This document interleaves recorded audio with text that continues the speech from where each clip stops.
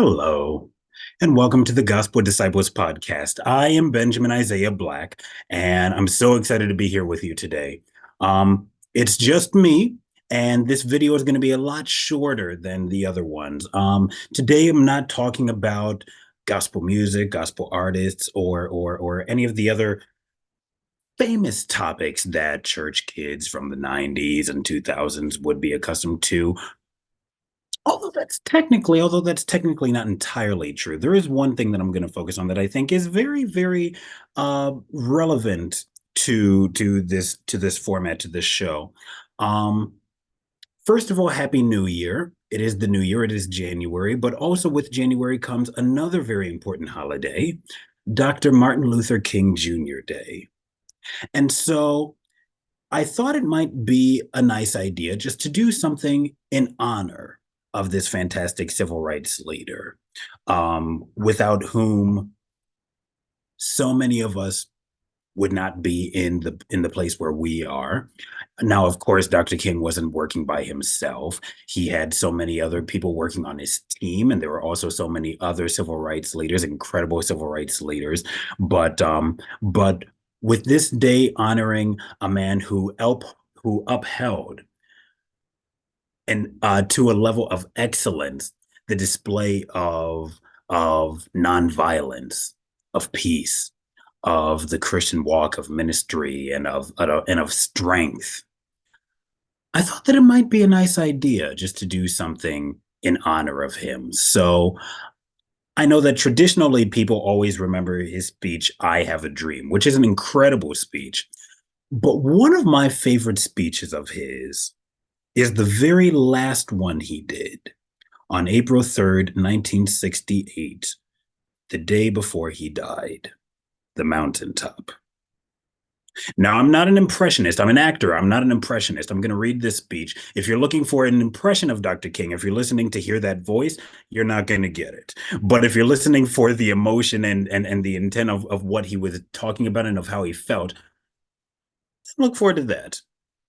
With that, The Mountaintop by Reverend Dr. Martin Luther King Jr. Thank you very kindly, my friends. As I listened to Ralph Abernathy in his eloquent and generous introduction, and then thought about it myself, I wondered who he was talking about. It's always good to have your closest friend and associate say something good about you, and Ralph is the best friend in the world that I have. I'm delighted to see each of you here tonight, in spite of a storm warning. You reveal that you are determined to go on anyhow. Something is happening in Memphis. Something is happening in our world. As you know, if I were standing at the beginning of time with the possibility of general and panoramic view of the whole human history up to now, and the Almighty said to me, Martin Luther King, which age would you like to live in? I would take my mental flight by Egypt through, or rather across the Red Sea through the wilderness on top of that promised land. And in spite of its magnificence, I wouldn't stop there. I would move on by Greece and take my mind to Mount Olympus. And I would see Plato, Aristotle, Socrates, Euripides, and Aristophanes assembled around the Paratheon as they discussed the great and eternal issues of reality. But I wouldn't stop there. I would go on even to the great heyday of the Roman Empire, and I would see developments around there through various emperors and leaders. But I wouldn't stop there. I would even come to the day of the Renaissance and get a quick picture of all that the Renaissance did for the cultural and aesthetic life of man. But I wouldn't stop there. I would even go by the way that the man for whom I'm named had his habitat. And I would watch Martin Luther as he tacked his 95 Thesis on the door at the church in Wittenberg. But I wouldn't stop there. I would come up even to 1863 and watch a vacillating president by the name of Abraham Lincoln finally come to the conclusion that he had to sign the Emancipation Proclamation. But I wouldn't stop there. I would even come up to the early 30s and see a man grappling with the problems of the bankruptcy of his nation and come with an eloquent cry that we have nothing to fear but fear itself. But I wouldn't stop there. Strangely enough, I would turn to the Almighty and say, if you allow me to live just a few years in the second half of the 20th century, I will be happy. Now, that's a strange statement to make because the world is all messed up. The nation is sick. Trouble is in the land, confusion all around. That's a strange statement. But I know somehow that only when it is dark enough can you see the stars. And I see God working in this period of the 20th century in a way that men, in some strange way, are responding. Something is happening in our world. The masses are rising up. And wherever they are assembled today, whether they are in Johannesburg, South Africa, Nairobi, Kenya, Accra, Ghana, New York City, Atlanta, Georgia, Jackson, Mississippi, or Memphis, Tennessee, the cry is always the same. We want to be free. And another reason that I am happy to live in this period is that we have been forced to a point where we're going to have to grapple with the problems that men have been trying to grapple with throughout history. But the demand didn't force them to do it. Survival demands that we grapple with them. Men, for years now, have been talking about war and peace, but now, no longer can they just talk about it. It is no longer a choice between violence and nonviolence in this world. It's nonviolence or non-existence. That is where we are today. And also in the human rights revolution, if something isn't done and in a hurry to bring the colored peoples of the world out of their long years of poverty, their long years of hurt and neglect, the whole world is doomed. Now, I'm just happy that God allowed me to live in this period to see what is unfolding. And I'm happy that He's allowed me to be in Memphis. I can remember when Negroes were just going around, as Ralph has said, so often scratching where they didn't itch and laughing when they were not being tickled. But that day is all over. We mean business now. And we are determined to gain our rightful place in God's world. And that's all this whole thing is about. We aren't engaged in any negative protest and in any negative arguments with anybody. We are saying that we are determined to be men. We are determined to be people. We are saying that we are God's children and that we don't have to live like we are forced to live. Now, what does all of this mean in this great period of history? It means that we've got to stay together. We've got to stay together and maintain unity. You know, whenever Pharaoh wanted to prolong the period of his slavery in Egypt, he had a favorite formula for doing it. What was that? He kept the slaves fighting among themselves. But whenever the slaves got together, something happens in Pharaoh's court, and he cannot hold the slaves in slavery. When the slaves get together, that's the beginning of getting out of slavery. Now let us maintain unity. Secondly, let us keep the issues where they are. The issue is injustice. The issue is the refusal of Memphis to be fair and honest in its dealings with its public servants, who happen to be sanitation workers. Now, we've got to keep attention on that. That's always the problem with a little violence. You know what happened the other day? And the press dealt only with the window breaking. I read all the articles. They very seldom got around to mentioning the fact that 1,300 sanitation workers were on strike and that Memphis is not being fair to them. But Mayor Loeb is in dire need of a doctor. They didn't get to that. Now we're going to march again, and we've got to march together. We've got to march together in order to put the issue where it is supposed to be. And force everyone to see that there are 1,300 of God's children here suffering, sometimes going hungry, sometimes through the dark and dreary nights, wondering how this thing is going to come out. That's the issue. And we've got to say to the nation, we know it's coming out. For when people get caught up with that which is right and they are willing to sacrifice for it, there is no stopping point short of victory. We aren't going to let Mace stop us. We are masters in our nonviolent movement in disarming police forces. They don't know what to do. I've seen them so often. I remember in Birmingham, Alabama, when we were in that majestic struggle there, we would move out of the 16th Street Baptist Church day after day. By the hundreds, we would move out. And Bull Connor would tell them to send the dogs forth, and they did come. But we just went before the dogs singing, "Ain't gonna let nobody turn me around. Turn me around, turn me around, ain't gonna let nobody turn me around. Keep on walking, keep on talking, marching up to freedom way." Bull Connor would say next, "Turn the fire hoses on." And as I said to you the other night, Bull Connor didn't know history. He knew a kind of physics that somehow didn't relate to the trans physics that we knew about.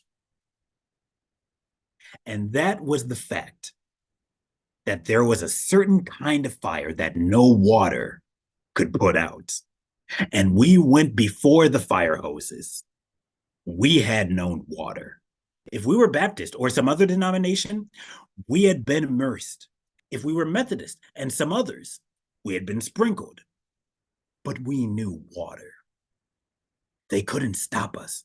And we just went on before the dogs and would look at them. And we'd go on before the water hoses and we would look at it. And we'd just go on singing, "Over my head, I see freedom in the air." And then we would be thrown into some paddy wagons. And sometimes we were stacked in there like sardines in a can. And they would throw us in. And old Bull would say, "Take them off." And they did. And we would just go in the paddy wagon singing, "We shall overcome. We shall overcome. We shall overcome someday."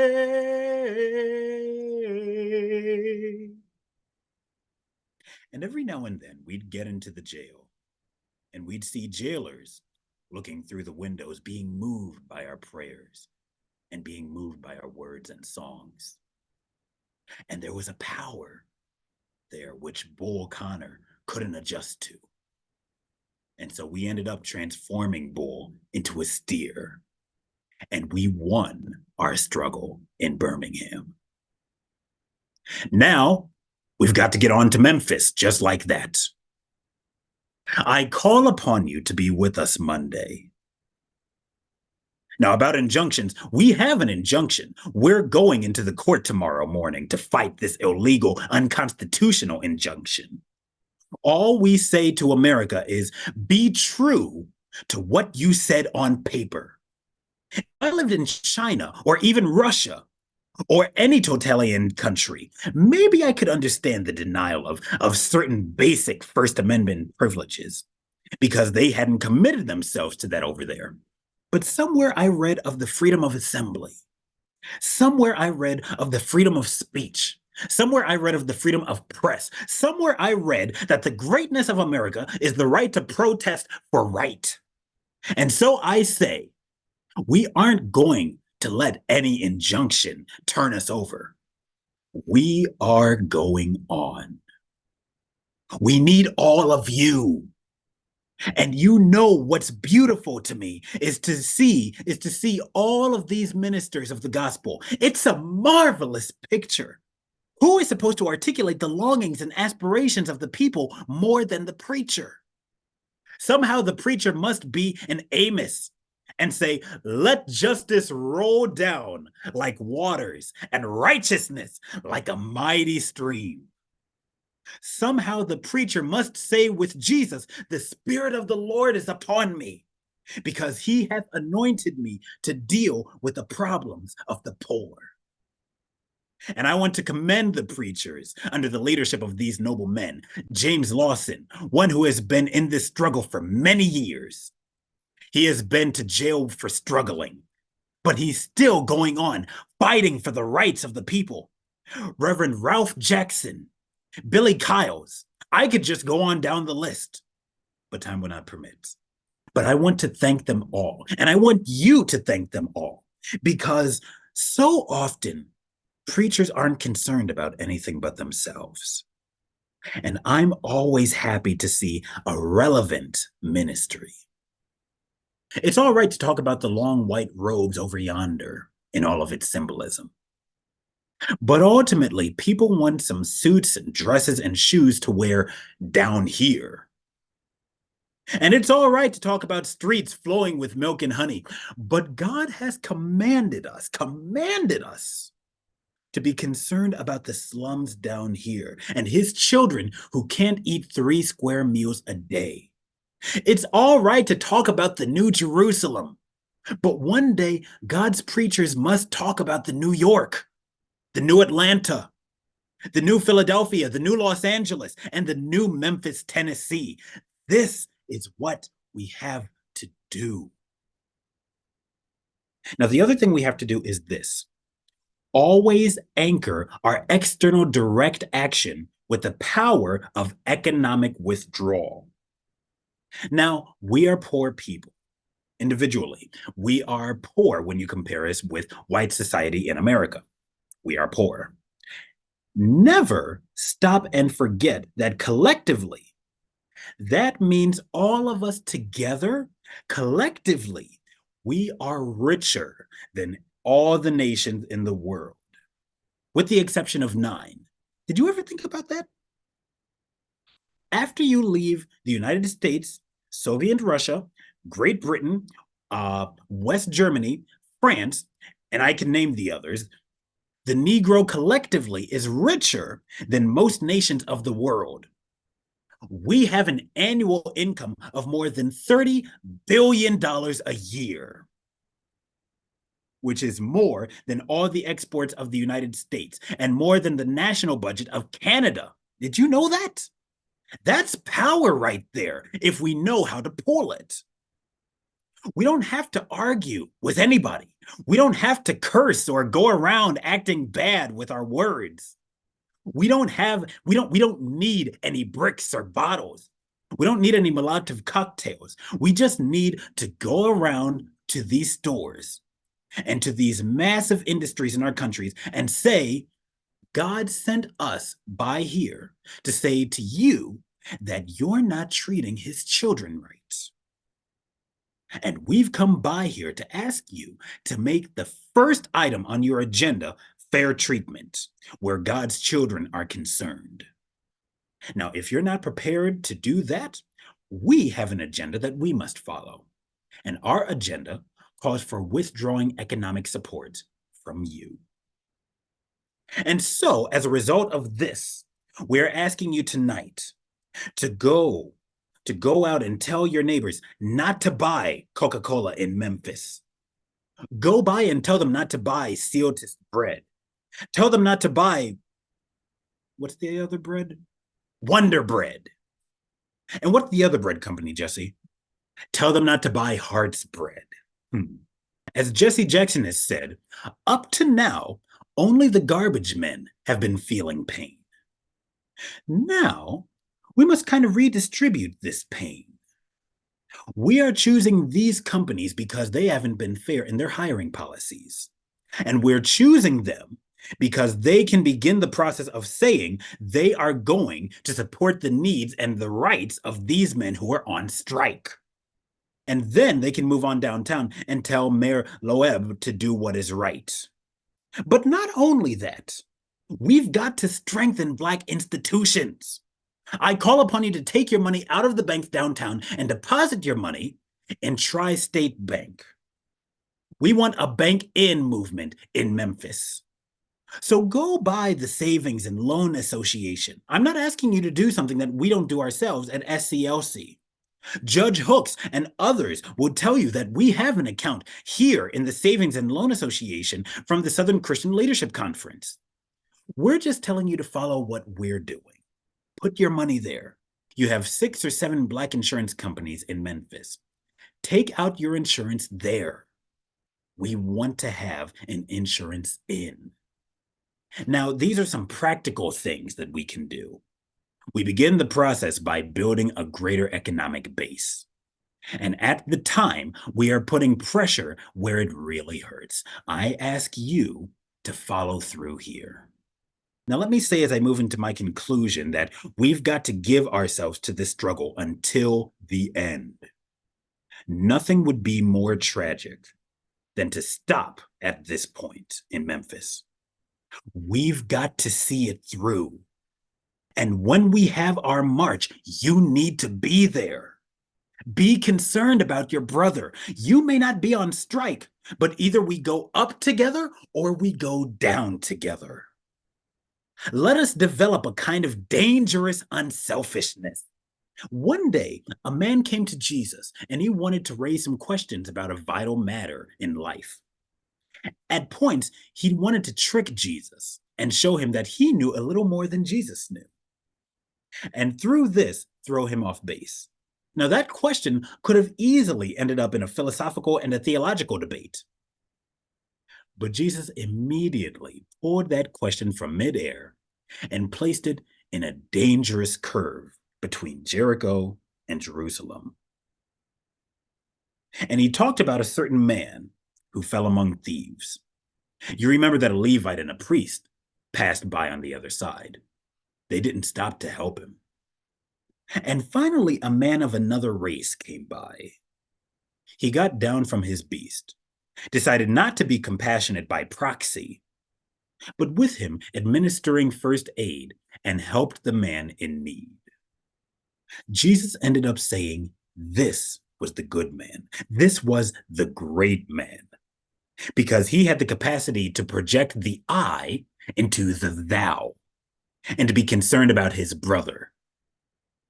Now, you know, we use our imagination a great deal to determine why the priest and the Levite didn't stop. At times, we say they were going to church meetings, an ecclesiastical gathering, and they had to get down to Jerusalem so they wouldn't be late for their meeting. At other times, we would speculate that there was a religious law, that one who was engaged in religious ceremonials was not to touch a human body 24 hours before a ceremony. And every now and then, we begin to wonder whether maybe they were not going down to Jerusalem or down to Jericho, rather to organize a Jericho Road Improvement Association. That's a possibility. Maybe they felt that it was a lot better to deal with the problem from a casual route rather than being bogged down with an individual effort. But I'm going to tell you what my imagination tells me. It's possible that these men were afraid. You see, the Jericho Road is a dangerous road. I remember when Mrs. King and I were first in Jerusalem. We rented a car and drove from Jerusalem to Jericho. And as soon as we got on that road, I said to my wife, I can see why Jesus used this as a setting for his parable. It's a winding, meandering road. It's really conducive for ambushing. You start out in Jerusalem, which is about 1,200 miles, or rather 1,200 feet above sea level. And by the time you get down to Jericho, 15 or 20 minutes later, you're about 2,200 feet below sea level. That's a dangerous road. In the days of Jesus, it became known as the Bloody Pass. As you know, it's possible that the priest and the Levite looked over the man on the road and wondered if the robbers were still around. Or it's possible that they felt like the man on the ground was merely faking. And he was acting like he had been robbed and hurt in order to seize them over there, lure them there for quick and easy seizure. And so the first question that the Levite asked was, if I stop and help this man, what will happen to me? But then the Good Samaritan came by and he reversed the question. If I do not help this man, what will happen to him? That's the question before you tonight. Not if I stop to help the sanitation workers, what will happen to all of the hours I usually spend in my office every day and every week as a pastor.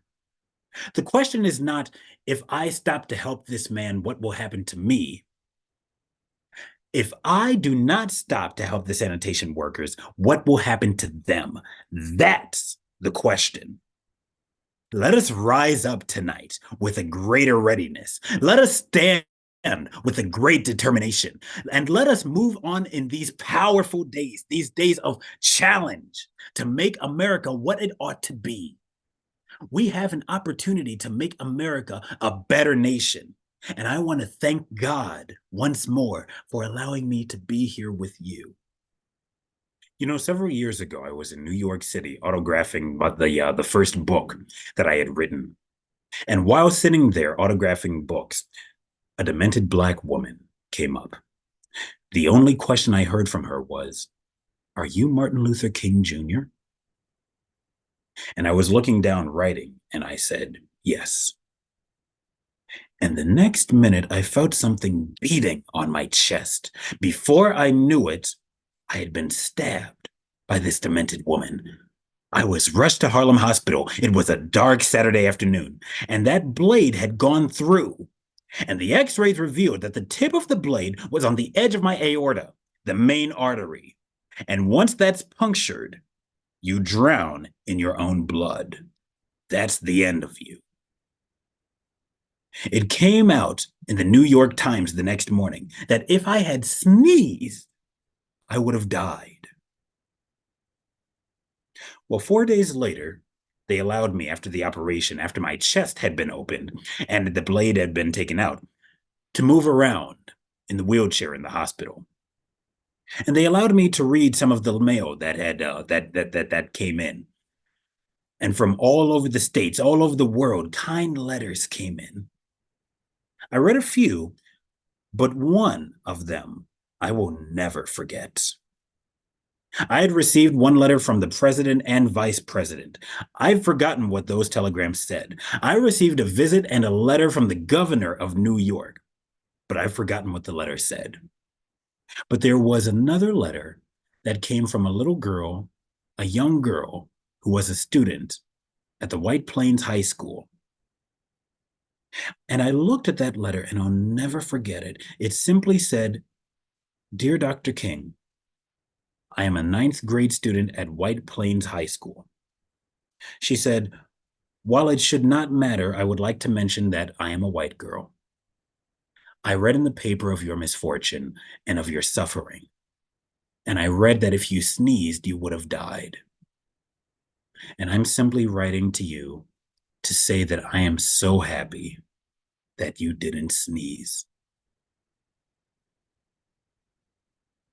And I want to say tonight, I want to say that I am happy that I didn't sneeze. Because if I had sneezed, I wouldn't have been around here in 1960 when students all over the South started sitting in at lunch counters. And I knew as they were sitting in that they were really standing up for the best in the American dream and taking the whole nation back to those great wells of democracy, which were dug deep by the founding fathers of the Declaration of Independence and the Constitution.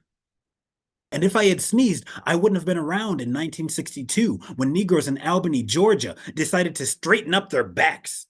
And whenever men and women straighten up their backs, they are going somewhere.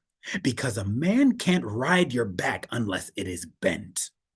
If I had sneezed, I wouldn't have been here in 1963 when the Black people of Birmingham, Alabama aroused the conscience of this nation and brought into being the Civil Rights Bill.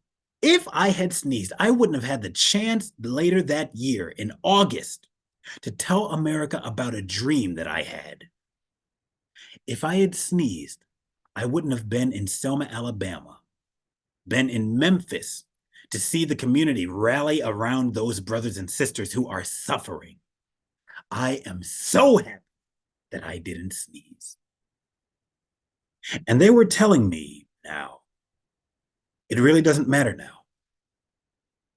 It doesn't matter what happens now. I'd left Atlanta this morning, and as we got started on the plane, there were 6 of us. The pilot over the public address system said, "We are sorry for the delay, but we have Dr. Martin Luther King Jr. on the plane. And to be sure that all the bags were checked and to be sure that nothing would be wrong with the plane, we had to check everything carefully. And we've had the plane protected and guarded all night." Then I got to Memphis, and some began to say the threats or talk about the threats that were out. What would happen to me from some of our sick white brothers? Well, I don't know what will happen now. We've got some difficult days ahead. But it really doesn't matter with me now because I've been to the mountaintop. And I don't mind. Like anyone, I would like to live a long life. Longevity has its place. But I'm not concerned about that now. I just want to do God's will. And He's allowed me to go up to the mountain. And I've looked over and I've seen the promised land. Now, I may not get there with you, but I want you to know tonight that we as a people will get to the promised land. And I'm so happy tonight. I'm not worried about anything. I'm not fearing any man. Mine eyes have seen the glory of the coming of the Lord. Happy Dr. Martin Luther King Jr. Day. God bless you.